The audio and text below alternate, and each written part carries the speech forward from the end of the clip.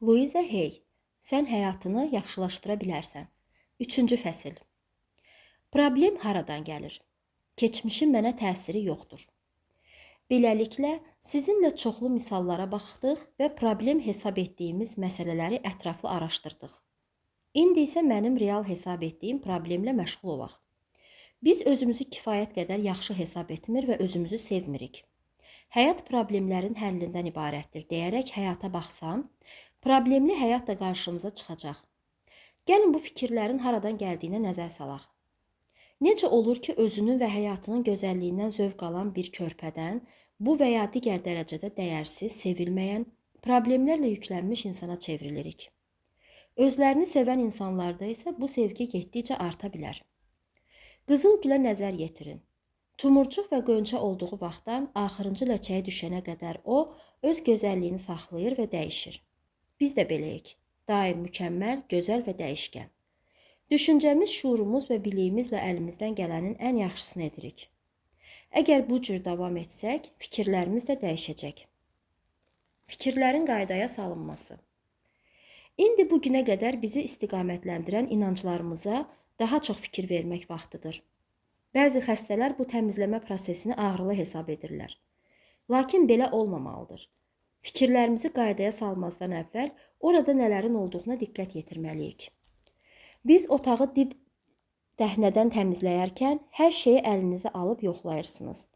Bəzi əşyalara qayğı ilə yanaşır, onların tozunu silib təmizləyərək yeni gözəlliklər verirsiniz. Bəzi əşyaların təmirə ehtiyacının olduğunu görür və bunu nəzərinizdə saxlayırsınız. Sizə daha lazım olmayacaq əşyaların isə atılmaq vaxtıdır. Köhnə qəzet jurnalları, çirkli kağız boşqabları rahatlıqla zibil qutusuna ata bilərsiniz. Otağı təmizləmək üçün əsəbləşməyə ehtiyac yoxdur. Eyni qayda ilə düşüncələrimizi də təmizləyirik. Oradakı bəzi inancların atılmasına görə hirslənmək lazım deyil. Yeməkdən sonra qida qalıqlarını zibil qutusuna asanlıqla atdığınız kimi onları da atın. Siz bugün axşama yemək hazırlamaq üçün dünən atdığınız qida qalıqlarından nəsə götürərsiniz. Eləcə də sabahki həyatınızı qurmaq üçün köhnə fikirlərinizi atdığınız zibili eşələyərsinizmi? Sizə lazım olan fikri və ya inancı unudun. Bir şeyə inandınızsa, ömrünüz boyu ona inanmağa davam etməlisiniz deyən yazılı bir qanun yoxdur. Gəlin bizə məhdud fikirlərə və onların hardan yarandığına nəzər salaq. Məhdud inanc. Mən kifayət qədər yaxşı deyiləm. Bu inancın haradan yaranıb? Həmişə onun səfeh olduğunu deyən atasının sayəsində. O uğur qazanmasını və atasının onunla fəxr etməsini istədiyini deyirdi. Təəssüf ki, onunla günahkar kimi rəftar edilirdi. Bu da onda kin yaranmasına səbəb olur, nəticədə uğursuzluqlarının ardı-arası kəsilmirdi. Atasının onun üçün maliyyələşdirdiyi biznes layihələri də uğursuzluqla nəticələnirdi. O bu uğursuzluqlarına görə qisas alırdı.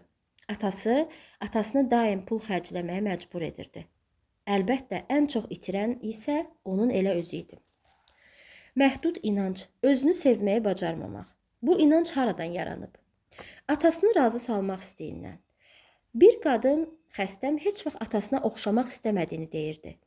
O atası ilə daim mübahisə edir və onlar heç vaxt ümumi bir fikrə gələ bilmirdilər. Qızın yeganə istəyi atası tərəfindən bəyənilmək olsa da, ondan həmişə tənqidi sözlər eşidirdi.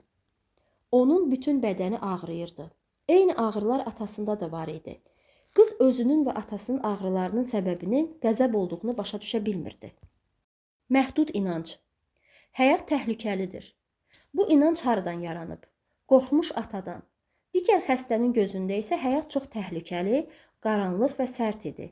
O güləndə bədbəxt hadisə baş verəcəyindən qorxduğu üçün gülə bilmirdi. Çünki onu gülmə, gülsən pis şeylər baş verəcək kimi sözlərlə qorxudaraq böyütmüşdülər. Məhdud inanc. Mən kifayət qədər yaxşı deyiləm. Bu inanc haradan yaranıb? Atılmaq və rədd edilmək qorxusundan. Onun üçün danışmaq çətin idi. Susmaq onun həyat tərzinə çevrilmişdi. O, narkotik və spirtli içkidən yenicə əl çəkmişdi və pis insan olduğuna inanırdı. Anası o uşaq ikən ölmüş və onu xalası böyütmüşdü. Xalası onunla yalnız tapşırıq verərkən danışarmış və buna görə də o, sakitlikdə böyümüşdü. O hətta təkcə yemək yeyir və otağında günlərlə səssiz otururdu. Onun sevgilisi də dinc bir insan olub və onlar vaxtlarının çoxunu danışmadan keçiriblər. Sevgilisi öləndən sonra o yenə də tək qalıb. Tapşırıq. Negativ ismarışlar. Növbəti tapşırığı yerinə yetirmək üçün böyük bir kağız parçası götürün və valideynlərinizin dediyi çatışmayan cəhətlərinizin siyahısını tutun. Hansı negativ ismarış eşitmisiniz? Eşitdiklərinizin daha çoxunu tələsmədən xatırlamağa çalışın və özünüzə vaxt ayırın. Buna adətən 30 dəqiqə kifayət edir. Onlar pul, sizin bədən quruluşunuz, sevgi münasibətləriniz, yaradıcılıq qabiliyyətiniz haqda nə deyirdilər? Onların sizə dediyi negativ fikirlər hansıları idi? Yazdıqlarınızı obyektiv şəkildə nəzər salmağa çalışın və öz-özünüzə deyin. Deməli, bu inam buradan gəlir. İndi gəlin ayrı bir vərəq götürək və daha dərinə gedək. Uşaq olarkən özünüz haqda başqa hansı negativ fikirlər eşitmisiniz? Qohumlarınızdan, müəllimlərinizdən, dostlarınızdan, müdirlərinizdən, ibadət yerlərindən. Onların hamısını yazın, tələsməyin. Yazarkən nə hiss etdiyinizə fikir verin. Bu iki vərəqdə yazdığınız fikirlərin hamısı sizin beyninizdən çıxarılmalıdır. Onlar sizə yalnız yaxşı deyilən fikrini təlqin edir. Bu qənaəti formalaşdırır. Özünü uşaq kimi təsəvvür etmək.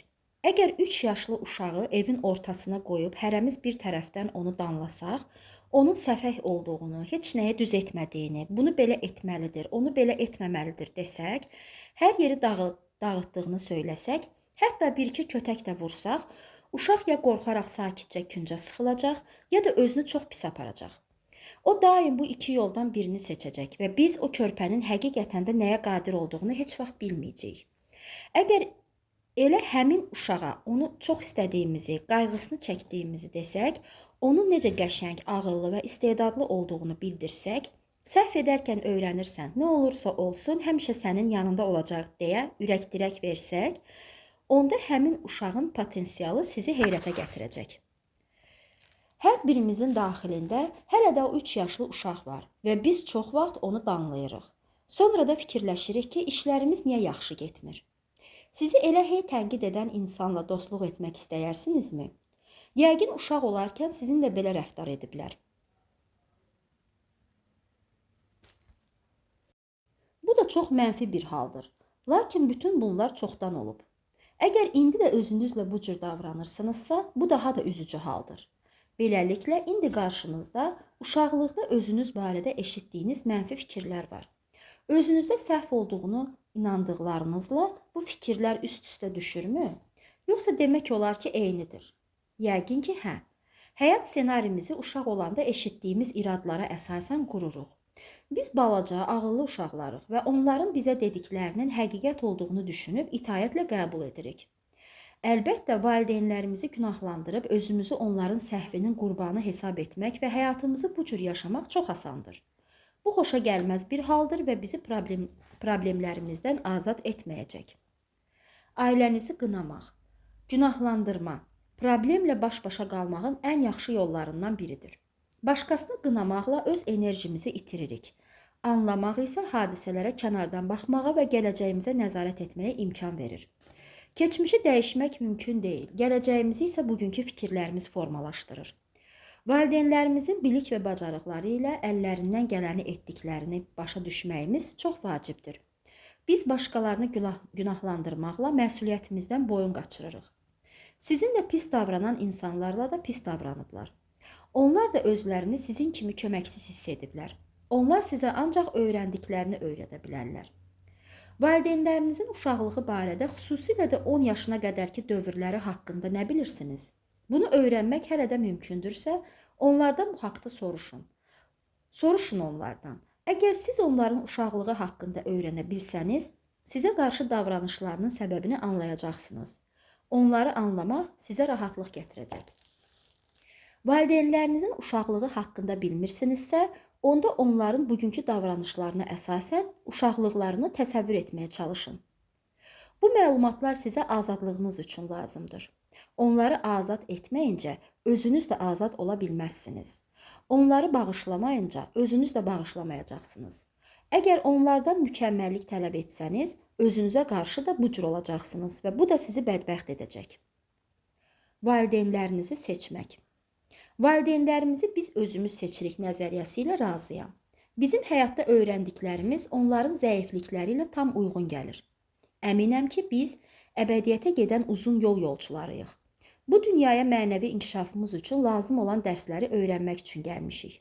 Biz öz cinsimizi, rəngimizi, ölkəmizi, sonra da inanclarımıza uyğun valideynlərimizi seçirik.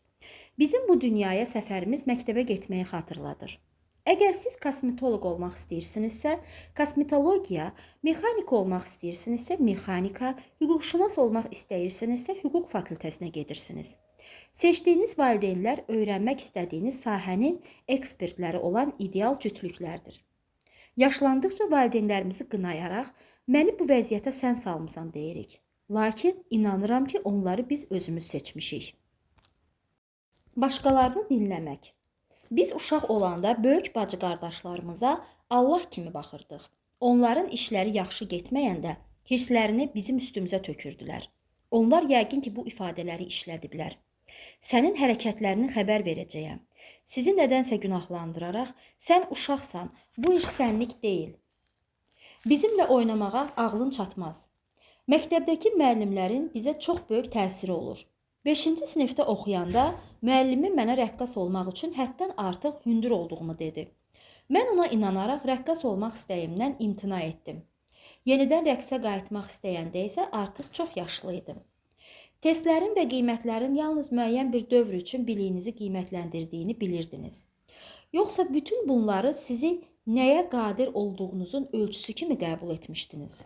Uşaqlıq dostlarımız həyat barədə fikirlərini bizimlə bölüşürlər. Məktəbdə digər uşaqlar isə bizi acıqlandırıb ürəyimizə sağalmaz yara vura bilərlər. Mən uşaq olanda soyadım Lani idi. Uşaqlar məni lunatik çağırırdılar. Qonşular da daim bizə təsir edirlər. Təkcə ona görə yox ki, onlar bizə nələrisə irad tutur. Həm də ona görə ki, valideynlərimiz həmişə bizə bəs qonşular nə fikirləşər deyirlər.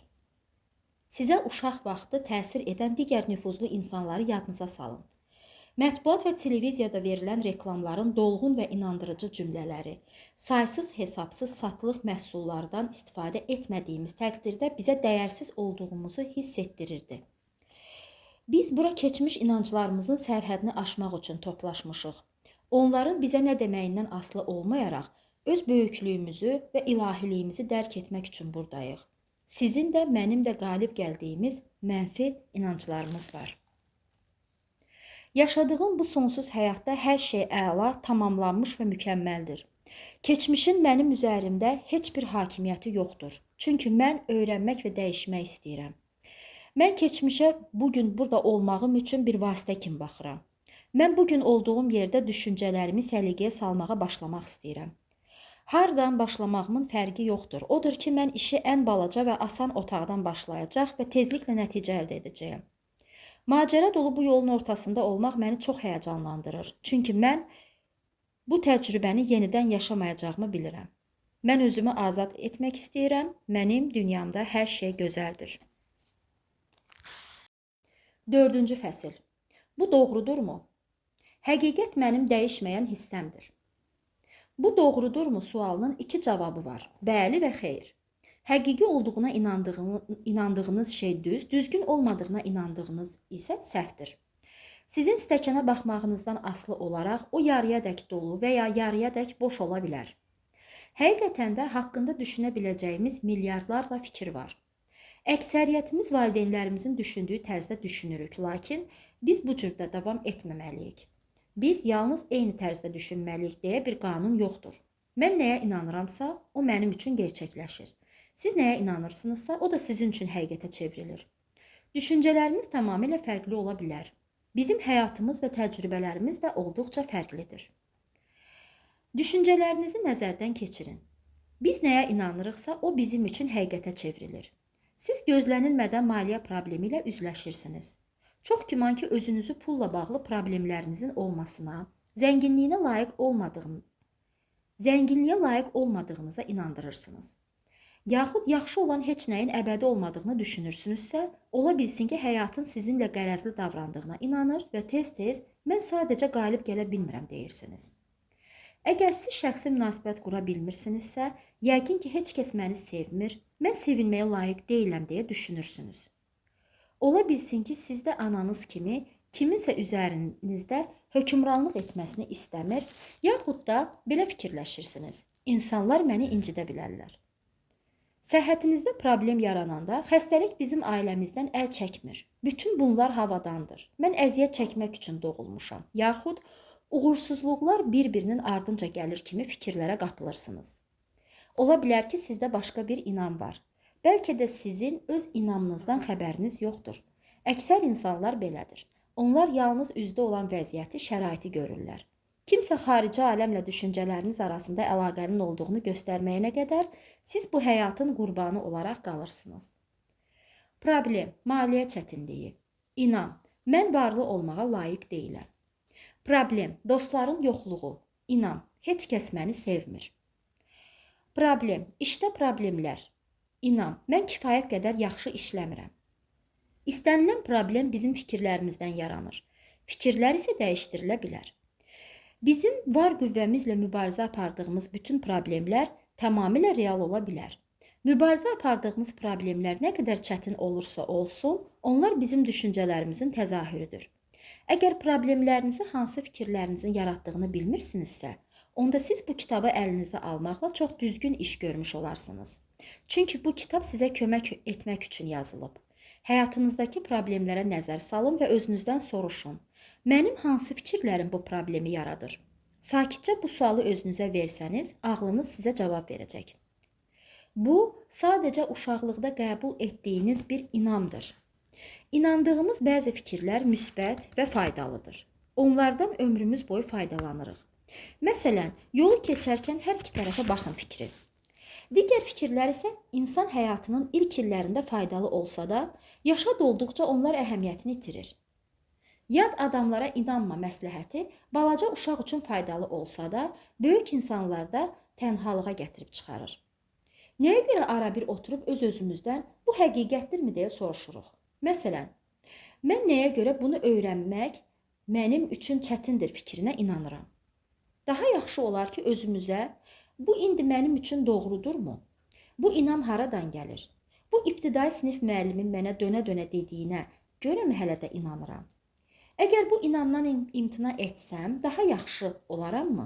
Suallarını verərək, oğlanlar ağlamır və qızlar ağaca çıxmır kimi inamlar öz hisslərini gizlədən kişilər, fiziki cəhətdən zəif qadınlar yaradır. Əgər uşaq olarkən bizə dünyanın qorxulu olduğunu öyrədirlərsə, onda bu inamla bağlı eşitdiyimiz hər şeyi həqiqət kimi qəbul edirik. Eyni sözləri yad insanlara inanma, gecələr küçüyə çıxma, yaxud adamlar səni aldadır kimi fikirlərə də aid etmək olar. Lakin uşaqlıqda bizə dünyanın təhlükəsiz olduğunu öyrədildilərsə, onda bizim inamlarımız fərqli olur. Asanlıqla hər yerdə sevgi olduğuna, insanların mehribanlığına, istədiyimiz hər şeyə nail olduğumuza inanırıq. Əgər uşaqlıqda sizə tez-tez hamısı sənin günahındır deyilirsə, onda nə baş verirsə versin, siz özünüzü həmişə günahkar sayırsınız. Bu inamınız sizi həmişə üzr istəyirəm deyən birinə çevirəcək. Əgər siz uşaqlıqda məni heç kəs saymır ifadəsini işlətməyə vərdiş etmisinizsə, bu sizi harda olursunuzsa olun, sıranın axırında saxlayacaq. Mənim uşaqlıqda başıma gələn hadisə kimi. O zaman mənə bir tikə də olsun tort düşmədi. Bəzən insanlar sizə fikir vermədiyinə görə özünüzü gözə görünməz hiss edəcəksiniz. Uşaqlıq təcrübələriniz sizə heç kəs məni sevmir inamını aşılayıbsa, deməli siz tənhasınız. Hətta hər hansı dostluq və ya şəxsi münasibətiniz ancaq qısa müddətli olur. Əgər ailənizdə azdır fikrini çox eşitmisinizsə, sanki mətbəx bufetinizin boş, özünüzün isə borc içində olduğunuzu hiss edəcəksiniz. Xəstələrimdən biri hər şeyin pis olduğuna və getdikcə daha da pisləşəcəyinə inandığı bir ailədə böyümüşdü. Həyatda onun yeganə sevinç mənbəyi tennis oynamaq idi. Lakin sonra o dizini zədələmişdi. Mümkün olan hər şeyi edib bütün həkimlərə müraciət etsə də dizi sağalmırdı. Vəziyyət lap pisləşmişdi. Sonra o ümumiyyətlə tennis oynaya bilmədi. Kilsə xətibinin oğlu kimi böyüyən digər şəxsə isə hər kəs özündən üstün tutmağı öyrətmişdilər. Xətibin ailəsi həmişə axırda gəlirdi. Hazırda o öz müştərilərinə ən yaxşı işləri qurmaqda kömək edir. Özü isə cib xərcliyini belə zorla tapır. Onun inamı hələ də onu sıranın axırında saxlayır. İnandıqlarınız sizə həqiqət kimi görünür. Biz necə də tez-tez mən beləyəm, bu belədir deyirik. Bu xüsusi ifadələr doğrudan da bizim üçün nəyin doğru olduğuna inamımızı göstərir. Bizim inandığımız şey adətən digərlərinin öz inamlarımız sırasına daxil etdiyimiz fikirlərdir. Şübhəsiz ki, o bizim digər inamlarımıza uyğun gəlir. Siz də səhər tezdən oyananda yağış yağdığını görüb, ay aman nə pis gündür deyənlərdənsinizmi? Bu pis gün deyil, sadəcə yağışlı gündür. Yağışlı havaya uyğun geyinsək və ona münasibətimizi dəyişsək, bu gündən xeyli zövq alarıq. Yağışlı günün pis olmasına inanırıqsa, belə hava həmişə ürəyimizi sıxacaq. Şəraitə uyğunlaşmaq əvəzinə havaya qarşı çıxacaq. Əgər biz şən, uğurlu, sevgi dolu həyat istəyiriksə, o cürdə düşünməliyik. Göndərdiyimiz enerji istədiyimiz formada özümüzə geri qayıdacaq. Hər an yeni başlanğıcdır. Yenə də deyirəm, biz bu an güclüyük. Siz heç vaxt dayanmırsınız. Məhz bu an və burada sizin şuurunuzda dəyişikliklər baş verir. Negativ fikirlərimizin, xəstəliyin, yaxud pis şəxsi münasibətlərimiz, maliyyə problemlərimizin ya da özünə nifrətin hansı müddətdə mövcudluğundan asılı olmayaraq, biz bugün dəyişməyə başlaya bilərik. Problemlərinizin sizin üçün reallıq olmasına ehtiyac yoxdur. O artıq lazımsız başlanğıcına dönərək yoxa çıxa bilər. Siz bunu etməyə qadirsiniz. Yadda saxlayın, beyninizlə yalnız özünüz düşünə bilərsiniz. Öz dünyanızda güc və hakimiyyət sahibi sizsiniz. Keçmiş düşüncələriniz və inamlarınız bu anı və bu ana qədərki bütün anları yaradıb. İndiki inam və fikirlərimiz isə bundan sonraki həqiqətinizi, gününüzü, ayınızı və ilinizi yaradacaq. Bəli, mənim əzizim, bu uzun illərdə qazandığım təcrübəmə əsasən sizə məsləhət verə bilərəm. Amma siz yenə də düşünmək üçün köhnə fikirlərinizi seçər, dəyişməkdən imtina edə və köhnə problemlərlə baş-başa qala bilərsiniz. Siz öz dünyanızın hakimisiniz. Siz özünüz düşünəcəyiniz fikirləri seçirsiniz. Elə indicə yeni bir proses başlayır. Hər an yeni bir başlanğıcdır. Burada və indi bu an sizin üçün yeni bir başlanğıcdır. Bunu bilmək gözəldir, elə deyilmi? Bu an gücün başlanğıc nöqtəsidir. Dəyişikliyin başlanğıcı məhz bu andır. Bu doğrudurmu? Bir dəqiqə dayanın və fikirlərinizə diqqət yetirin. Bu dəqiqə nə düşünürsünüz? Əgər fikirləriniz həyatınızı formalaşdırdığı doğrudursa, hazırda üzərində düşündüyünüz fikrin sizin üçün gerçəkləşməsini istəyirsinizmi? Əgər bu fikirlər narahatlıq, qəzəb, əzab, qisas və yaxud qorxu ilə bağlıdırsa, onların həyatınızda necə təzahür edəcəyini düşünürsünüzmü? Fikirlər çox sürətli olduğundan onları dərhal anlamaq həmişə asan olmur. Bununla belə elə indicə dediklərimə diqqət yetirməyə və qulaq asmağa başlaya bilərik. Əgər hər hansı xoşagəlməz söz söylədiyinizi eşidirsinizsə, elə cümlənin ortasında da dayanın. Ya cümləni dəyişin, ya da işlətməyin. Bu cümləyə çıx dilimdən də deyə bilərsiniz. Özünüzü dəbdəbəli bir otelin bufetində növbə gözləyərkən təsəvvür edin. Bu bufetdə yemək əvəzinə qablarda fikirlər var. Siz burada istədiyiniz fikirləri seçə bilərsiniz. Bu fikirlər sizin gələcək həyatınızı formalaşdıracaq. Belə olan halda sizin problemlər yaradacaq fikirlər seçməyiniz axmaqlıq olardı. Bu eynilə xəstələnməyinizə səbəb olan yeməyi seçməyinizə bənzəyir. Yediyimiz yeməyin bizə pis təsir etdiyini biləndən sonra ondan uzaq dururuq. Fikirlər də belədir. Gəlin bizə problem yaradan və əzab verən fikirlərdən uzaq olaq. Gənc yaşlarında müəllimim olmuş Dr. Raymond Charles Barker dönə-dönə deyərdi. Problem olanda nəsə etmək yox, nə isə bilmək lazımdır. Bizim şuurumuz bizim gələcəyimizi yaradır. Həyatımızda arzu edilməz bir şey varsa, biz vəziyyəti dəyişmək üçün ağlımızdan istifadə etməliyik. Biz bu vəziyyəti elə bu an dəyişməyə başlaya bilərik. Sizin fikirləriniz necə işləyir mövzusunun məktəbdə keçirilən ilk dərslərdən olması mənim ən böyük arzularımdan biridir. Mən döyüş, savaş tarixlərini şagirdlərə əzbərlətməyin əhəmiyyətini heç vaxt başa düşə bilmirəm. Bu beynimizin enerjisini boşu-boşuna sərf etməkdir. Onun əvəzinə şagirdlərə şuur necə işləyir, maliyyə işlərini necə qaydaya salmaq olar, maliyyə təhlükəsizliyi üçün necə investisiya qoymaq olar, valideyn olmaq nə deməkdir, yaxşı şəxsi münasibətlər necə yaradılır, özünə necə hörmət etməli və öz dəyərini necə qorumalı kimi mövzularla dərslər keçə bilərik. Tədris proqramındakı digər fənlərlə yanaşı qeyd etdiyimiz fənləri öyrənmiş yaşlı nəslin necə olacağını təsəvvür edin. Bu həqiqətlər onlara necə yaxşıca təsir edə bilərdi. Biz xoşbəxt, təminatlı, pulundan ağılla istifadə edərək ölkə iqtisadiyyatını yaxşılaşdıran, hər kəslə gözəl münasibətlər qurmağı bacaran, valideynlik borclarını layiqincə yerinə yetirən, yeni, özünə inamlı, sakit bir nəsil tərbiyə edə biləcək insanlar görə bilərik. Bütün bunlarla yanaşı hər kəs öz şəxsi yaradıcılığı olan şəxsiyyət kimi qala bilər. Gəlin vaxtı itirmədən işimizə davam edək. Yaşadığım bu sonsuz həyatda hər şey əla, tamamlanmış və mükəmməldir. Mən daha köhnə məhdudiyyət və çatışmazlıqlara inanmaq istəmirəm. Mən artıq özümü kainatın məni gördüyü kimi gözəl, tam, mükəmməl görməyi seçirəm. Mənim varlığımın həqiqiliyi ondadır ki, mən gözəl, tam və mükəmməl yaradılmışam. Mən həmişə bu cürdə olacağam. Artıq həyatımı bu inamla yaşamağı seçirəm. Mən doğru zamanda doğru yerdəyəm və düzgün işlər görürəm. Mənim dünyamda hər şey gözəldir. 5-ci fəsil. Biz indi nə edirik? Nümunələrə baxıb dəyişmək istəyirəm.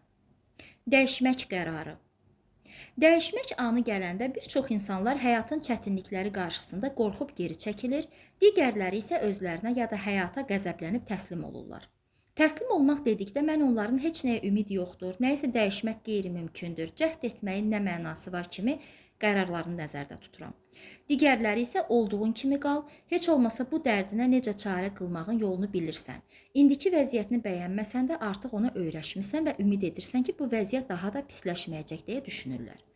Daimi qəzəb mənə özünü pis aparan şagirdin başına kağız papaq qoyub bir küncdə oturmasını xatırladır. Bu sizə tanış gəlirmi? Bir şey baş verir və siz əsəbləşirsiniz. Yenidən bir hadisə baş verir və siz yenə də əsəbləşirsiniz. Bu hal dönə-dönə təkrarlanır. Lakin siz əsəbləşməkdən başqa heç nə etmirsiniz. Bunun nə xeyri var? Vaxtını əsəbləşməyə həsr etmək ağılsızlıqdır. Bu həmçinin yeni və fərqli həyatı qəbul etməkdən boyun qaçırmaqdır. Əsəbləşməyimizə səbəb olan belə vəziyyəti necə yaratdığınızı özünüzdən soruşmaq sizə daha çox kömək edir. Sizcə bütün bu qəzəbinizə nə səbəb olur? Hansı hərəkətləriniz sizi qəzəblənməyə vadar edir? Nəyə görə istədiyinizə nail olmaq üçün mütləq əsəbləşməli olduğunuzu düşünürsünüz? Nə tökərsən aşına, o da çıxar qaşığına. Siz nə qədər çox qəzəblənsəniz, özünüzə daha çox qəzəblənə biləcəyiniz bir vəziyyət yaradacaqsınız.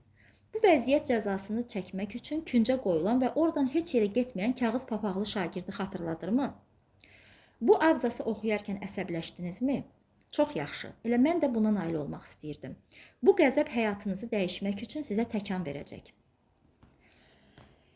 Dəyişmək istəyirəm deyə qərar verin. Qarşınıza qoyduğunuz məqsədə doğru nə qədər qətiyyətlə getdiyinizi bilmək istəyirsinizsə, özünüzün dəyişmək istəyinizə baxın.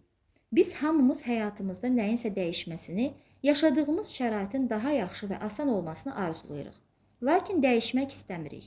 Ətrafımızın dəyişməsini üstün tuturuq. Bunun baş verməsi üçün isə daxildən dəyişməliyik. Biz düşüncə tərzimizi, danışığımızı, özümüzü ifadə tərzimizi dəyişməliyik. Yalnız onda ətrafımızda dəyişiklik baş verəcək.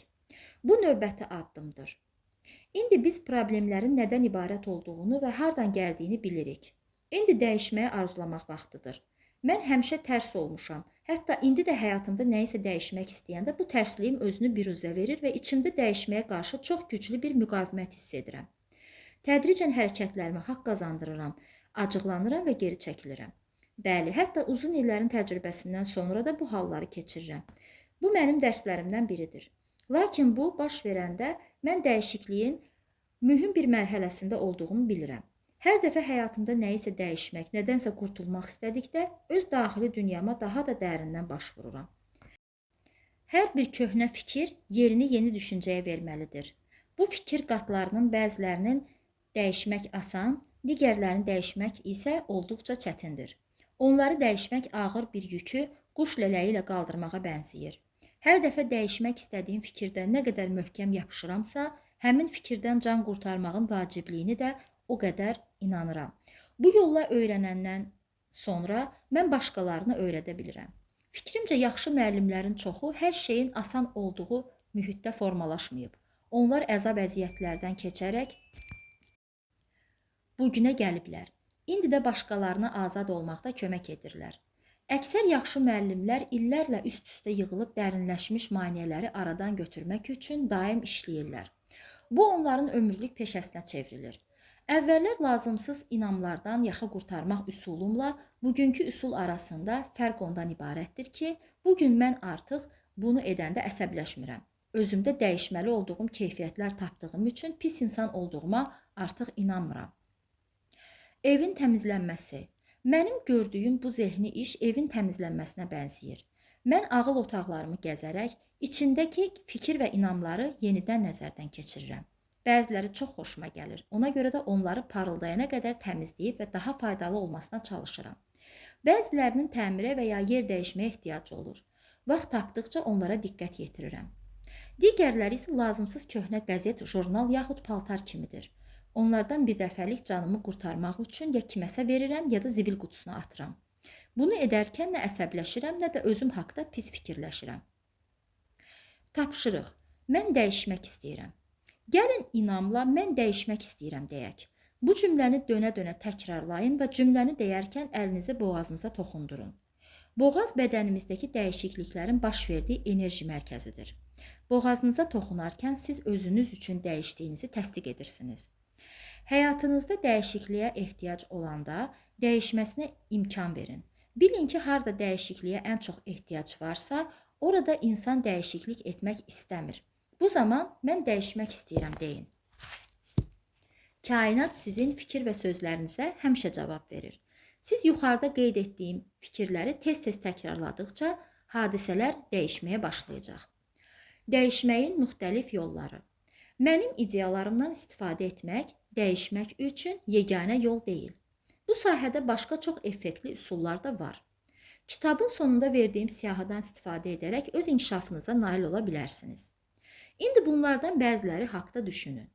Bunlar mənəvi, əqli və fiziki yanaşmalardır. Tam müalicəyə insanın bədəni, şuuru və ruhu daxildir. Siz bunlardan biri ilə başlayıb tədricən digərlərini də keçə bilərsiniz. Bəziləri əqli yanaşmadan başlayır, müəyyən tapşırıqlar yerinə yetirir, yaxud müalicə olunur. Bəzi insanlar isə meditasiya yolu ilə və ya dua etməklə mənəvi yanaşmaya üstünlük verirlər. Evi təmizləyərkən hansı otaqdan başlamağınızın fərqi yoxdur. Hara sizi daha çox narahat edirsə, oradan da başlayın. Yerdə qalanlar yavaş-yavaş qaydasına düşəcək. Düzgün qidalanmayan insanların başladıqları mənəvi təmizlənmə onları qidalanma sahəsinə gətirib çıxarır. Bu adamlar görüşdükləri dostlarından, oxuduqları kitablardan, getdikləri dərslərdən qəbul etdikləri qidanın onların səhhətinə və görünüşlərinə təsir etdiyini öyrənirlər. İnsanda dəyişmək arzusu olduqca müalicə bir səviyyədən digər səviyyəyə keçəcək. Mən qidalanma ilə bağlı az məsləhət verirəm, çünki bütün sistemlərin yalnız müəyyən sayda insana təsir etdiyini müəyyənləşdirmişəm. Bütün sahələr üzrə çalışan çox yaxşı mütəxəssislər tanıyıram və qidalanma ilə bağlı məsləhətə ehtiyacı olan xəstələrimi onlara yönləndirirəm. Bu elə bir sahədir ki, hər kəs özü həll yolunu tapmalı, yaxud da müayinə üçün mütəxəssisə müraciət etməlidir. Düzgün qidalanmadan bəhs edən kitabların əksəriyyəti əvvəllər ağır xəstə olmuş və öz müalicəsi üçün bir sistem işləyib hazırlamış insanlar tərəfindən yazılıb. Daha sonra həmin insanlar digərlərini istifadə etdikləri metodlar və haqda məlumatlandırmaq üçün kitablar yazıblar. Lakin hər kəs eyni deyil. Məsələn, makrobiotik və təbii, yəni çiğ qida pəhrizləri tamamilə fərqli yanaşmalardır. Təbii qida pəhrizi əsasında qidalanan insanlar ərzağı heç vaxt bişirmir, çörəkdən və ya dənli bitkilərdən nadir hallarda istifadə edir, yemək zamanı meyvə ilə tərəvəzdən bir yerdə əsla istifadə etmir, buna xüsusi diqqət yetirirlər. Onlar duzdan istifadə etmirlər. Makrobiotikləri isə yedikləri bütün ərzaqları bişirir, ərzaq birləşmələri üçün müxtəlif sistemlər olur və duzdan çox istifadə edirlər. Hər iki sistemin təsiri var. Hər iki sistem insanları müalicə edir. Lakin hər iki sistem hər kəsə tətbiq edilə bilməz. Mənim qidalanmaya yanaşmam çox sadədir. Yetişdirilən nə varsa onları yeyin. Yetişdirilmirsə yeməyin. Yeməyinizə diqqət edin. Bu eynilə fikirlərinizə qarşı diqqətli olmağınız kimidir. Biz müxtəlif üsullarla qidalanarkən bədənimizə və aldığımız siqnallara qarşı da diqqətli olmağı öyrənə bilərik. Uzun illər boyu mənfi fikirlərlə çirkləndirdiyimiz şuurumuzu təmizləmək, bir çox lazımsız qidalarla çirkləndirdiyimiz bədənimizi yaxşı qidalanma proqramı ilə təmizləməyə bənzəyir. Onların hər ikisi müalicə zamanı böhran yarada bilər. Siz qidalanmanızla da dəyişiklik edərkən bədəninizin toplanmış zəhərli maddələri atmağa başlayacaq. Bu zaman özünüzü 1-2 gün zəif hiss edəcəksiniz. Eyni vəziyyət öz fikirlərinizdə dəyişməyə başlayanda əhval-ruhiyyənizdə də özünü göstərəcək. Özünüzü bir müddət pis hiss edəcəksiniz. Bir anlıq şükranlıq günü münasibəti ilə etdiyiniz naharın sonunu yadınıza salın. Yemək yeyilib, indi Hind toyuğuna qızartdığınız tavanı yumaq lazımdır. Yanmış və qabıq bağlamış tavanın içinə qaynar su və duru sabun töküb, bir qədər islanmağa qoyursunuz. Sonra tavanı sürtməyə başlayırsınız. İndi tava sizə həmişəkindən də çirkli görünür. Əgər onu sürtməkdə davam etsəniz, tavanı yenə də əvvəlki təmiz vəziyyətində görəcəksiniz. Köhnəlmiş fikirlərdən yaxa qurtarmaq istəyəndə də eyni vəziyyətlə qarşılaşacaqsınız. Köhnə fikirləri yeni ideyalarla islatdıqda bütün çirkinliklər üzə çıxır. Yeni fikirlərlə yaşamaqda davam edin. Tezliklə məhdud köhnə fikirlərdən xilas olduğunuzu görəcəksiniz. Tapşırıq, dəyişilmək istəyi. Beləliklə, biz dəyişmək istədiyimizə qərar vermişik və bu yolda bizə uyğun olan bütün üsullardan istifadə edəcəyik. İcazə verin, həm özüm, həm də başqaları üçün istifadə etdiyim üsullardan biri haqda danışım. Əvvəlcə güzgüyə baxın və özünüzə deyin. Mən dəyişmək istəyirəm. Özünüzü necə hiss etdiyinizə fikir verin. Əgər buna tərəddüd edir, müqavimət göstərir və dəyişmək istəmirsinizsə, onda özünüzdən soruşun. Niyə? Hansı köhnə inancdan əl çəkə bilmirsiniz? Xahiş edirəm, özünüzü danlamayın. Sadəcə sizə mane olan o inancı tapın. İnanın ki, həmin inanc sizə çoxsaylı problemlər yaradır. Mənə bu inancın hardan gəldiyi maraqlıdır. Siz bunu bilirsinizmi? Bunu bilib bilməməyinizdən asılı olmayaraq, indi gəlin problemi həll etməyə çalışaq. Yenə də güzgünün qarşısına keçin və gözlərinizin içinə diqqətlə baxın. Əlinizi boğazınıza qoyun və 10 dəfə ucadan deyin. Mən bütün maneələri dəf etmək istəyirəm.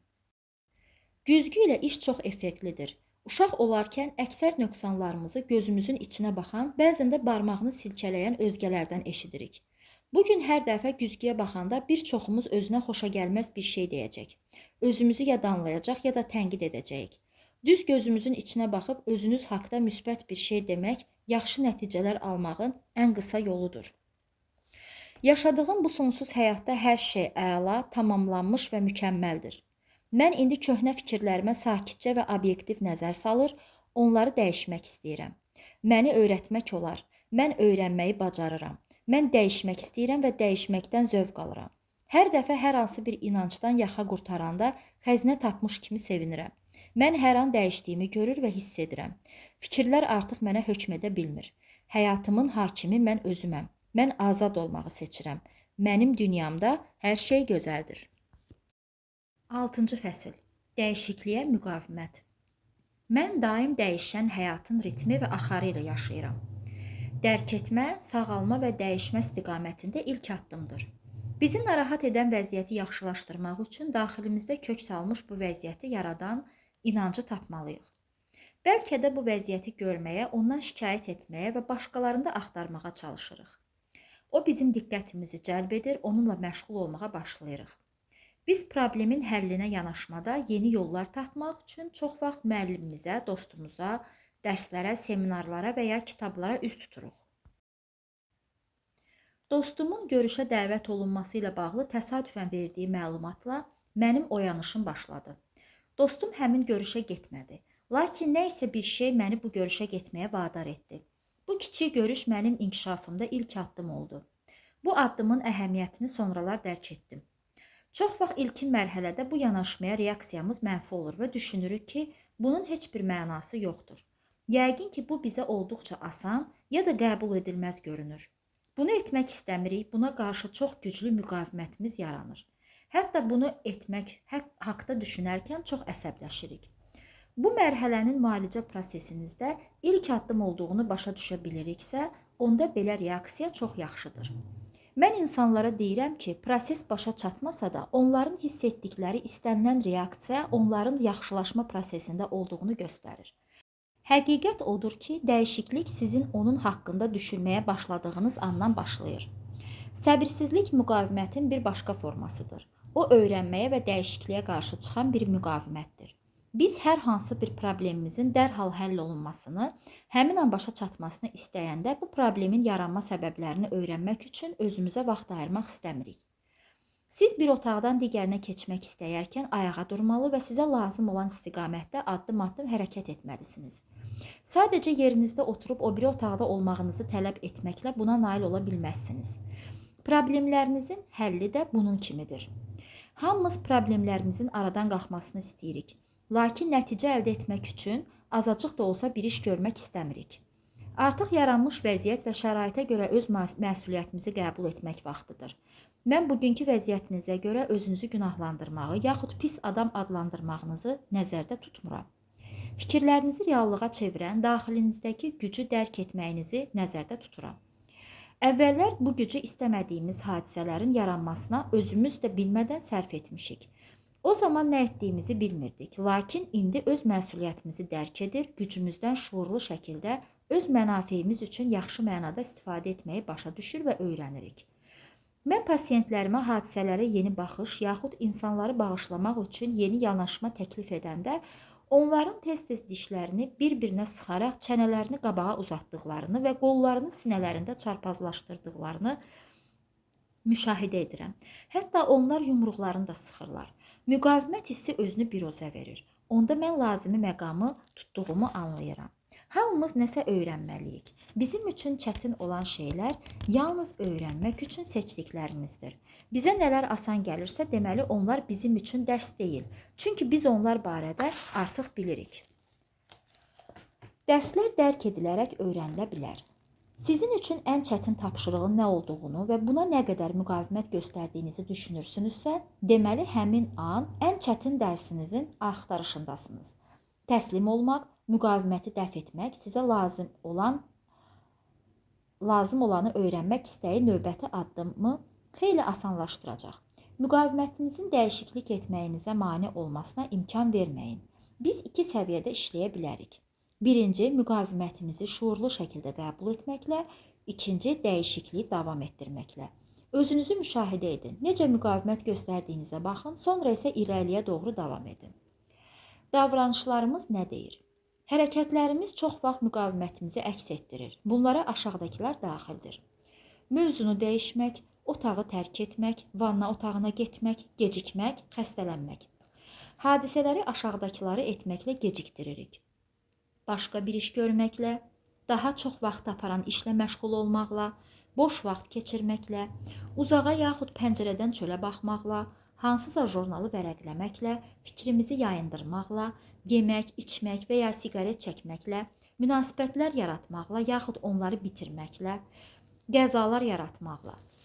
Ehtimallar. Biz öz müqavimətimizə bəraət qazandırmaq üçün başqaları ilə bağlı fərziyyələr irəli sürür və bu məqsədlə aşağıdakı fikirləri işlədirik. Bunun mənə heç bir xeyri olmayacaq. Mənim ərim, arvadım başa düşməyəcək. Gərək bütün şəxsiyyətimi dəyişim. Yalnız dəlilər terapeutə gedirlər. Onlar problemimi həll etməyə kömək edə bilməzlər. Onlar mənim hirsimi soyuda bilməzlər. Mənim vəziyyətim fərqlidir. Mən onları narahat etmək istəmirəm. Bu öz-özünə qaydasına düşəcək. Məndən başqa heç kəs bunu etmir. İnanclar. Biz dəyişməyimizə mane olan inanclarla böyüyürük. Məhdudlaşdırılmış inanclarımızdan bəzilərini nəzər salaq. Bunu etmirlər. Bu düzgün deyil. Bunu etmək mənə yaraşmaz. Bu mənəviyyata ziddir. Mənəviyyatlı insanlar qəzəblənmir. Kişilər, qadınlar bu işlə məşğul olmurlar. Mənim ailəm heç vaxt bunu etməyib. Sevgi mənim üçün deyil. Çox uzaqdır, hədsiz dərəcədə çox işdir, çox bahadır, olduqca çox vaxt aparacaq. Mən buna inanmıram, mən elə insan deyiləm. Onlar, biz öz gücümüzü başqalarına veririk, sonra da onları dəyişməyimizə mane olan səbəblər kimi göstəririk. Ağlımızda aşağıdakı fikirlər dolaşır. Allah buna yol vermir. Gözləyirəm ki, ulduzlar icazə versin. Bu uyğun mühit deyil. Onlar dəyişməyimə icazə verməyəcəklər. Mənə lazım olan müəllimim, kitabım, sinifim, vəsaitim yoxdur. Mənim həkimim başqa cür deyir. İşdən vaxt tapa bilmirəm. Mən onların təsiri altında olmaq istəmirəm. Hamısı onların günahıdır. Birinci onlar dəyişməlidirlər. Siz onlar başa düşmürsünüz, başa düşmürlər. Mən onları incitmək istəmirəm. Bu mənim tərbiyəmə, dinimə, fəlsəfəmə ziddir. Şəxsi fikirlər. Dəyişməyə müqavimət göstərmək üçün özümüz haqda fikirlərdən istifadə edirik. Bu fikirlərə aşağıdakılar daxildir. Çox yaşlıyam, çox gəncəm, çox kökəm, çox arığam, boyum çox qısadır, çox uca boyam, çox tənbələm, çox güclüyəm, çox zəifəm. Yəqin ki, bunların hamısı həddən artıq çoxdur. Ləngitmə taktikası. Bizim dəyişməyə olan müqavimətimiz özünü ləngitmə taktikası kimi biruzə verir. Biz aşağıdakı bəhanələrdən istifadə edirik. Bunu sonra edərəm, indi fikirləşə bilmirəm, indi vaxtım yoxdur, bunu etməyə çox vaxt lazımdır, işlə heç cür alınmır. Yaxşı fikirdir, mən bunu başqa bir vaxt edərəm. O qədər başqa işim var ki, inkar etmə. Bu müqavimət özünü dəyişməyə olan ehtiyacı inkar etmədə özünü biruzə verir. Belə yanaşmada aşağıdakı fikirlərə rast gəlinir. Məndə heç bir problem yoxdur. Bu problemlə bağlı heç nə edə bilmərəm. Mən keçən dəfə çox yaxşı idim. Dəyişməklə nə yaxşılaşacaq ki? Əgər mən ona fikir verməsəm, problem də olmaz. Qorxu. Müqavimətin ən böyük kateqoriyası qorxudur. Qeyri-müəyyənlik qorxusu. Bunlara diqqət yetirin. Mən hələ hazır deyiləm. Mən uğursuzluğa düçar ola bilərəm. Onlar məni qəbul etməzlər. Qonşular nə fikirləşər? Mən ərimə yaxud arvadıma deməyə qorxuram. Mənim xətrimə dəyərlər. Mən dəyişməyə məcbur olaram. Buna görə pul xərcləməli olaram. Ölərəm, amma boşanmaram. Kiminsə mənim problemimin olduğunu bilməsini istəmirəm. Mən öz hisslərimi ifadə etməkdən qorxuram. Bu barədə danışmaq istəmirəm. Mənim buna gücüm yoxdur. Bilmirəm bu mənim üçün hansı sonluqla bitə bilər. Mən azadlığımı itirə bilərəm. Bunu etmək çox çətindir. İndi kifayət qədər pulum yoxdur. Mən də kiminsə xətrinə dəyə bilərəm. Mükəmməl olmaya bilərəm. Dostlarımı itirə bilərəm. Heç kimə inanmıram. Bu mənim adıma xələl gətirə bilər. Mən kifayət qədər yaxşı deyiləm. Bu siyahı uzana da bilər. Bu müqavimətlərdən sizə tanış gələni oldumu? Aşağıdakı misalda təsvir olunan müqavimətə fikir verin. Ciddi ağrılardan əziyyət çəkən bir xanım yanıma gəlmişdi. Avtomobil qəzalarında onun beli, boynu və dizi sınmışdı. Bununla belə yanıma gələrkən yolu azmış, tıxaca düşmüş və gecikmişdi. Mənə öz problemlərindən danışmaq onun üçün çox asan idi. Lakin mən qadına bir dəqiqə icazə verin, mən danışım deyəndən sonra o təşvişə düşdü. Gözündəki linzalar onu narahat etməyə başladı. Stulunu dəyişmək istədi. Sonra vanna otağına keçdi. Daha sonra linzalarını çıxarmalı oldu. Seansın sonuna dək mən onun diqqətini cəlb edə bilmədim. Bütün bunlar müqavimət idi. O azad olmağa və müalicəyə başlamağa hazır deyildi. Mən öyrəndim ki, 2 dəfə onun bacısının, həmçinin anasının da beli sınıbmış. Digər xəstəm isə kifayət qədər yaxşı çıxışlar edən bir küçə aktyoru idi. O başqalarının xüsusilə də müəssisələri necə bacarıqla aldatması ilə öyünürdü. O demək olar ki, həmişə hər vəziyyətin öhdəsindən gəlməyi bilirdi. Əvəzində isə heç nəyə nail olmurdu. Daim pulsuz olurdu. Ən azı bir ayın kirayə haqqını verə bilmirdi. Hətta telefonu da yox idi. Pal-paltarı əzik üzük, özü çox vaxt işsiz, bədəni isə xəstə olan bu aktyorun şəxsi həyatı da puç idi, sevgilisi yox idi. Onun nəzəriyyəsinə görə yaxşı bir şey əldə etməyənə qədər başqalarını aldatmağa son qoymayacaqdı. Əlbəttə, onun bu əməllərinin müqabilində həyatına yaxşı heç bir yenilik gələ bilməzdi. Orada da yaxşı bir şey yox idi. O ilk növbədə aldatmağa son qoymalı idi. O isə köhnə şakərindən əl çəkə bilmirdi. Dostlarınızı rahat buraxın. Çox vaxt özümüzdə dəyişiklik etmək əvəzinə dostlarımızın hansınısa dəyişikliyə ehtiyacının olduğuna qərar veririk. Bu da bir müqavimətdir. Təzə işləməyə başlayanda bir xəstəm var idi. O məni xəstəxanalara, dostlarının yanına göndərirdi. Dostlarına gül əvəzinə onların problemlərini həll etmək üçün məni göndərirdi. Səslərini yazmaq üçün əlimdə Maqnitofon palataya daxil olur, yataqda uzanıb mənim nəyə görə bura gəlməyimdən xəbərsiz olan və nə etdiyimi başa düşməyən xəstəyə yaxınlaşırdım.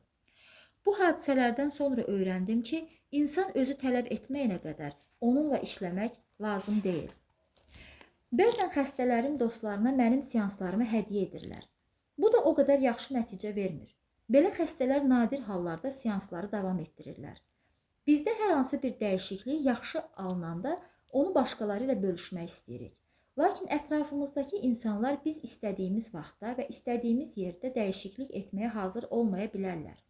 Biz istədikdə dəyişikliklər etmək kifayət qədər çətindir. Lakin kimsə istəmədiyi halda onu dəyişməyə məcbur etmək qeyri-mümkündür və bu dostluq münasibətlərini poza bilər. Mən xəstələrimi dəyişməyə çalışıram, çünki onlar bunun üçün məhz mənim yanıma gəliblər. Dostlarımı isə bu məsələdə rahat buraxıram. Güzgü ilə iş. Güzgülər özümüzlə bağlı hisslərimizi bizə göstərir. Əgər xoşbəxt, mənalı həyat yaşamaq istəyiriksə, onlar harda dəyişiklik etmək lazım olduğunu bizə əks etdirir. Mən insanlardan hər dəfə güzgünün yanından keçəndə öz gözlərinin içinə baxıb özləri haqqında nəsə yaxşı bir söz demələrini xahiş edirəm. Təsdiqləməyin ən yaxşı yolu güzgüyə baxıb fikirləri ucadan deməkdir. Siz içinizdə dediklərinizə qarşı çıxan müqavimətdən dərhal xəbər tutacaq və onu daha tez dəf edəcəksiniz. Yaxşı olar ki, bu kitabı oxuyanda yanınızda güzgü olsun. Motivasiya edici cümlələri işlədərkən güzgüdən istifadə edin. Harda müqavimət göstərdiyinizi və ya açıq rahat olduğunuzu yoxlayın. İndi güzgüyə baxın və öz-özünüzə deyin. Mən dəyişmək istəyirəm. Nə hiss etdiyinizə fikir verin. Əgər tərəddüd edir, yaxud müqavimət göstərirsinizsə və ya dəyişmək istəmirsinizsə, özünüzdən soruşun. Niyə? Hansı köhnə inanc sizə dəyişməyə imkan vermir? İndi özünüzü danlamaq vaxtı deyil. Sadəcə nə baş verdiyinə və hansı inancınızın üzə çıxdığına diqqət yetirin. Bu sizə çoxlu problemlər yaradan inancdır. Onun harda yarandığını xatırlayırsınızmı? Biz öz doğru bildiklərimizi təsdiqləyərkən qeyri-adi heç nə baş vermirsə, motivasiya edici fikirlərin heç bir faydası yoxdur. Demək asandır. Məsələ motivasiya edici fikirlərin işləməməsi deyil. Biz motivasiya edici fikirləri dilə gətirməzdən əvvəl başqa bir mərhələdən də keçməliyik. Təkrarlanan proseslər bizim ehtiyaclarımızı göstərir. Qazandığımız hər bir vərdiş, dəfələrlə başımıza gələn eyni hadisələr, dönə-dönə təkrarladığımız hərəkətlər bizim onlara ehtiyacımızın olduğunu göstərir. Ehtiyac isə bizim inanclarımıza uyğun gəlir. Əgər ehtiyac olmasaydı, bu bizdə olmazdı, bunu etməzdik, bu cür olmazdıq.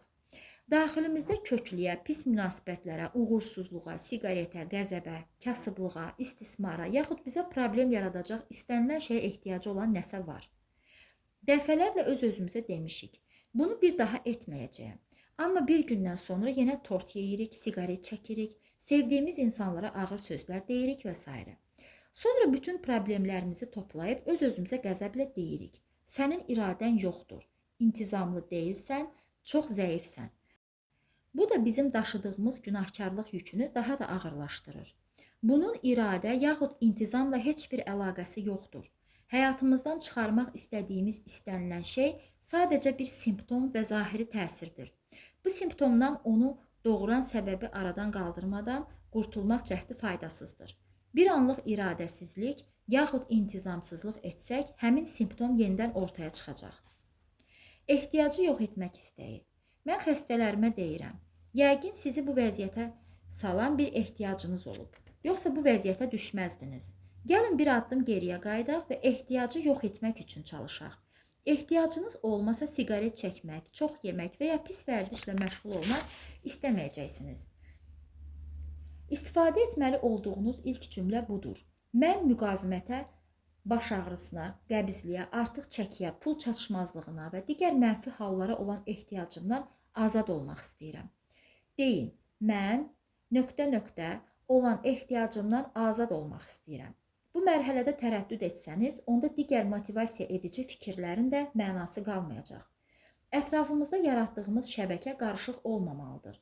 Nə vaxtsa düyün düşmüş kəndiri açmısınızsa, bu zaman kəndiri dartanda düyünün biraz da bərkiliyini bilirsiniz. Bu düyünləri çox ehtiyatla və səbirlə açmalısınız. Ruhunuzdakı düyünləri açarkən də bu cür ehtiyatlı və səbirli olmağınız vacibdir. Hər hansı köməyə ehtiyacınız varsa, onu istəməkdən çəkinməyin. Hər şeydən öncə bu prosesdə özünüzü sevin. Köhnə vərdişlərdən azad olmaq istəyi bu prosesdə açar rolunu oynayır. Sir bundadır. Mən problemə ehtiyacımız var deyəndə bizim düşüncələrimizin baş verən hadisələrdəki təzahürünə olan ehtiyacımızı nəzərdə tuturam. Hər bir təzahür bizim daxili düşüncələrimizin təbii ifadəsidir. Xarici təsirlə yaxud simptomla mübarizə aparmaq sadəcə enerji itkisidir və bu da çox vaxt problemi böyüdür. Mən buna layiq deyilən fikri işləri təxirə salmağa səbəb olur. Əgər mənim daxili inam və fikirlərimdən biri mən buna layiq deyiləmdən ibarətdirsə, o zaman bunun təzahürü ləngimə olacaq.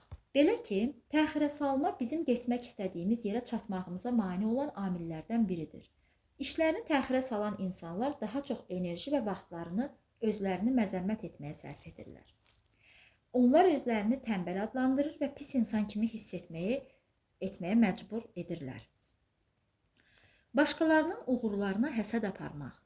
Diqqəti sevən xəstələrimdən biri adətən dərsə gecikərək qarışıqlıq yaradırdı. 18 uşaqlı ailənin ən kiçik övladı olmuş bu kişinin anadan olmasını da istəməyiblər. Uşaq ikən o ətrafındakı insanların istədiklərinin nail olduqlarının şahidi olmuş, öz arzularını isə reallaşdıra bilməmişdi. Hətta indi də kimsə uğur qazananda o həmin adamın sevincinə şərik olmaq əvəzinə həsədlə deyir. Kaş onun yerinə mən olaydım. Yaxud belə uğurlar niyə heç vaxt mənə qismət olmur? Başqalarının uğurlarına həsəd aparmaq onun inkişafına və dəyişilməsinə mane olur. Özünə qiymət çox qapıları açır. Yanıma 79 yaşlı xəstə bir xanım gəldi. O musiqi dərsləri verir, tələbələrindən bir neçəsi televiziya proqramlarında çıxış edirdi. O özü də bunu etmək istəyirdi, lakin qorxurdu. Mən onu tam ürəkləndirdim və izah etdim. Bu sahədə sizin kimisi yoxdur. Özünüz kimi olun, bu işi həvəslə edin. Sizin kimləri axtaran insanlar var. Qoyunlar görsünlər ki, siz varsınız. Qadın bir neçə agentlik və teleyayım şirkəti rəhbərlərinə zəng vurdu. Onlara yaşlı bir insan olduğunu və televiziya proqramları ilə məşğul olmaq istədiyini bildirdi. Həmin qadın o vaxtdan bu günədək bu sahədə fasiləsiz işləyir. Mən tez-tez onu televiziyada və jurnallarda görürəm. İnsanın hər hansı işə həvəsi varsa, bu sahədə karyerasına istənilən yaşda başlaya bilər. Özünü tənqid bütövlükdə hədəfə çatmağı gecikdirir. Özünə tənqid ləngiməni və tənbəlliyi artırır. Beynin enerjisini yalnız köhnə fikirləri dəf etməyə və yenilərini yaratmağa sərf etmək lazımdır. Özünüzə belə deyin. Mən dəyərsiz olmaq ehtiyacından qurtulmaq istəyirəm. Mən ən gözəl həyata layiqəm və bunu sevə-sevə qəbul edirəm. Mən təsdiq etdiyiniz bu fikirləri bir neçə gün dəfələrlə təkrarlasam, ləngimənin təzahürü avtomatik olaraq yox olacaq. Öz daxilimdə mən dəyərliyəm fikrini yarada bilsəm, daha yaxşı cəhdlərindən imtina etməyə ehtiyacım olmayacaq. Həyatınızdakı neqativ hallara və təzahürlərə bu motivasiya edici fikirlərin necə təsir etdiyini görürsünüzmü? Gəlin daxilinizdəki müəyyən inanclara görə nəyisə edə bilməməyimizə vaxt və enerji sərf etməyi dayandıraq. Öncə inanclarımızı dəyişək. Sizin bu məsələyə necə yanaşmağınızın, yaxud nə haqda danışmağınızın fərqi yoxdur. Biz yalnız fikirlərdən danışırıq. Fikirlər isə dəyişdirilə bilər. Biz hər hansı bir vəziyyət dəyişmək istəyiriksə, belə deməyimiz lazımdır. Mən bu şəraiti yaradan fikirlərimi dəyişmək istəyirəm. Siz hər dəfə xəstəliyiniz və probleminiz haqda düşünəndə bu cümləni dönə-dönə təkrarlayın. Bunu dediyiniz an qurbanlar sinfindən bir addım uzaqlaşmış olursunuz. Siz artıq köməksiz deyilsiniz. Öz daxili gücünüzü hiss edirsiniz. Belə hallarda deyin, mən artıq bu vəziyyəti özüm yaratdığımı dərk etməyə başlayıram. İndi öz gücümü bərpa edir, bu köhnə inancdan boyun qaçırır və ondan azad olmaq istəyirəm. Özünü tənqid. Mənim bir xəstəm neqativ fikirləri ilə baş-başa qalanda əlinə keçəni yeyir. Ertəsi gün isə köklüyünə görə əsəbləşir. O balaca qız olanda nahar stolunun ətrafında fırlanar, ailə üzvlərinin qabağından qalan bütün yemək qalıqlarını yeyərmiş. Ailə üzvləri gülər və düşünürlərmiş ki, o şirin balaca bir qızdır. Bu onun ailəsindən eşitdiyi demək olar ki, yeganə tərif idi. Özünüzü qınayanda, danlayanda və günahlandıranda kiminlə bu cür rəftar etdiyinizi fikirləşirsiniz. Biz neqativ və ya pozitiv bütün proqramlaşmamızı 3 yaşımıza da qəbul etmişik. O vaxtdan bəri başımıza gələnlər həmin dövrdə özümüz həyat haqda qəbul etdiklərimizə, ha belə inandıqlarımıza əsasən baş verir. Balaca olarkən bizimlə necə rəftar ediblərsə, indi biz də özümüzlə elə davranırıq. Sizin danladığınız insan içinizdəki həmin 3 yaşlı uşaqdır. Siz qorxaq olduğunuza görə özünüzə qəzəblənirsinizsə, onda özünüzü 3 yaşlı uşağın yerinə qoyun. Əgər qarşınızda qorxan 3 yaşlı uşaq görsəniz, nə edərsiniz? Siz ona qəzəblənərdiniz, yoxsa onu qucaqlayıb rahatlanana qədər sakitləşdirərdiniz? Yəqin ki, uşaq olarkən ətrafınızdakı böyüklər sizi sakitləşdirməyiblər. İndi həyatımızdakı böyük siz özünüzsünüz. Əgər daxilinizdəki uşağı sakitləşdirə bilmirsinizsə, bu adamı doğrudan da çox məyus edir. Keçmişdə nə olubsa artıq olub keçib. Bugün özünüzlə arzuladığınız kimi rəftar etmək imkanınız var. Qorxmuş uşağın sakitləşdirilməyə ehtiyacı var, danlanmağa yox. Özünüzü danlamaq sizi daha da qorxaqlaşdırır və üz tutmağa yeriniz qalmır. Əgər daxilinizdəki uşaq özünü təhlükəsizlikdə hiss etmirsə, bu vəziyyət çoxlu problemlər yaradır. Kiçik yaşlarınızda alçaldılanda nələr hiss etdiyinizi yadınıza salın. İndi sizin daxilinizdəki uşaq da özünü bu cür hiss edir. Özünüzə qarşı mehriban olun. Özünüzü sevməyə və tərifləməyə başlayın. Potensialını göstərmək üçün daxilinizdəki uşağın məhz buna ehtiyacı var. Yaşadığım bu sonsuz həyatda hər şey əla, tamamlanmış və mükəmməldir. Daxilimdə olan hər hansı müqavimətlə bağlı fikirlərimin sadəcə dəf edilməsini növbəti hədəf kimi görürəm. Onlar mənə hökm edə bilməzlər. Mən öz dünyamın hakimiyəm. Mən həyatımda baş verən dəyişikliklərə bacardığım qədər uyğunlaşıram. Mən özümü və dəyişməyi bəyənirəm. Əlimdən gələn hər şeyi edirəm. Dəyişmək hər gün daha da asanlaşır. Daim dəyişən həyatımın ritmini və axarını tutduğum üçün sevinirəm. Bugün gözəl gündür. Mən onu gözəlləşdirməyə çalışıram. Mənim dünyamda hər şey gözəldir.